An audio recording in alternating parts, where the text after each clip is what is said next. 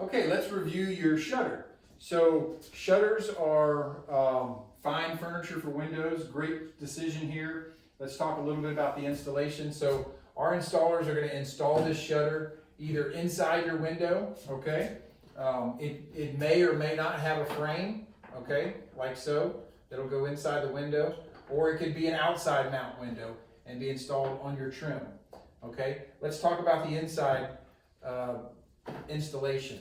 So if we're installing inside, this drywall here is never 100% plumb or level, okay? So the manufacturer makes a little bit of a deduction, about a 1/4 of an inch deduction on the narrowest width of your window. So that means there should be maybe an 1/8 of an inch gap in some places.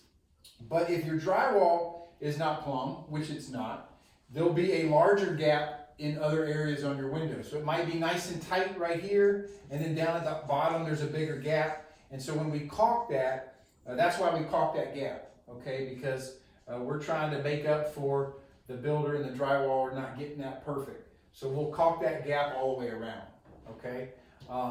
When it's mounted on the outside, we normally do not have to caulk the window, okay? So inside mount, usually we have to caulk. Now, the nice thing about these shutters, you treat it like any type of wood furniture in your home. So you would just, at our house, we just have a feather duster and we just put it in there and just feather dust it really aggressively. Or you can do it like this one way and then turn it and go this way, okay?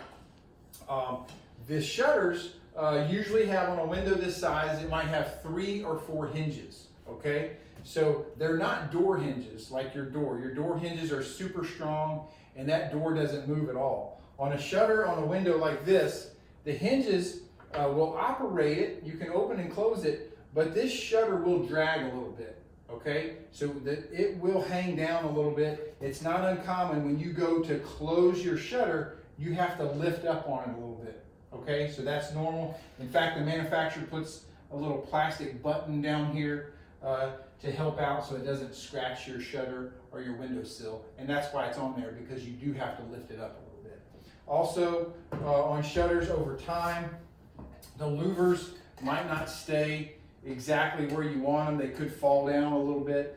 There's a tension screw on either side of the shutter panel, okay? It's a Phillips head screw in there. You can just stick your screwdriver in, turn it about half of a turn, and it'll just tighten that screw up a little bit, and then your louvers will stay where you want them to stay.